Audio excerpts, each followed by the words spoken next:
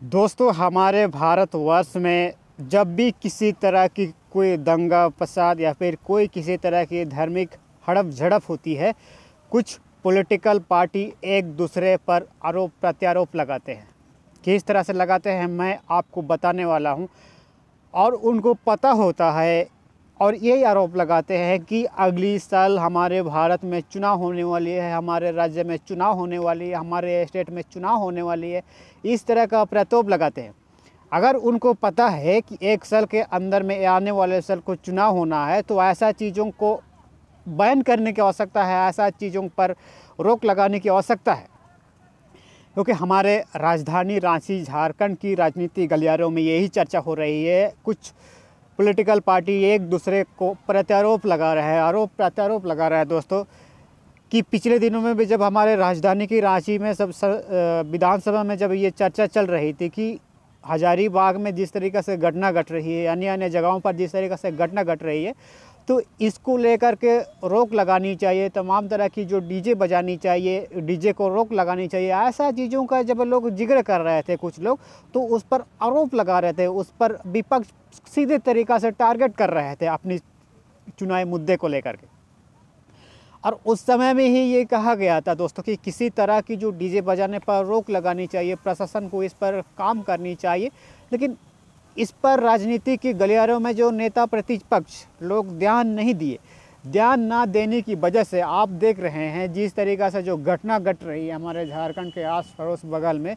अगर हम बिहार की भी बात करें या फिर बंगाल की भी बात करें या फिर हमारे झारखंड की भी बात करें, तो तमाम तरह की घटना घट रही है। और इससे लोगों को लग रहा है कि आने वाले समय में चुनाव जो नेताओं को बरगलाने, तमाम जो असमंजस स्थिति पैदा खुद करवा रहे हैं, ऐसा आरोप लगाते हैं।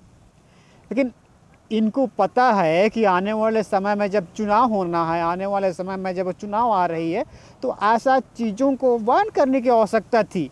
लेकिन ऐसा चीज़ों को बैन न करने की वजह से इनको पता है कि अगर ऐसा चीज़ों को अगर हम बैन करने की अगर हम बात करेंगे, तो जनता हम पर गुस्सा करेगी, जनता हमको वोट बैंक बैलेंस नहीं देगी। इनको पता है, ताकि ये जो राजनीति नेता लोगों को पता है कि ऐसा चीज़ों को पर ही हम लोगों को आकर्षित कर सकते हैं, ऐसा चीज़ों पर ही हम लोगों को हम बेवकूफ़ बना सकते हैं, ऐसा चीज़ों का धार्मिक जितनी भी घटनाएं होती है, जो सांप्रदायिक घटना होती है, ऐसा चीज़ों का ही हम इस्तेमाल करके आने वाले समय में हम वोट बैंक बैलेंस का वोट को बटोरने का हम काम कर सकते हैं। इनको पता होता है।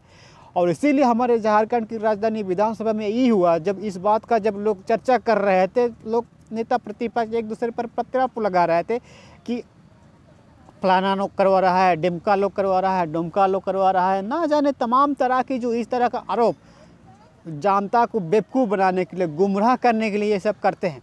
और खास करके आप लोग देखते होंगे राजनेता लोग तो अपने प्रतिपक्ष, अपने नेता, अपने अपोजिट खिलाड़ी पर डायरेक्ट आप टारगेट करते हुए आपको दिखेगा। इनको पता है कि इस तरह की घटना हमारे भारतवर्ष में घट रही है, इससे किनको फ़ायदा होती है इनको पता है। जिस तरीके से आज की तारीख में जब तमाम तरह की जो सासाराम में घटना हो रही है, फिर बंगाल में घटना हो रही है, फिर हमारे झारखंड में घटना हो रही है, तो उसकी अपोजिट खिलाड़ी, उसकी अपोजिट नेता अपने विपक्ष खिलाड़ी पर आरोप लगाते हैं कि इस तरह की फलाना लोग करवाते हैं, तिसका लोग करवाते हैं, ढिमका लोग, जो जनता को गुमराह करने का काम करती है।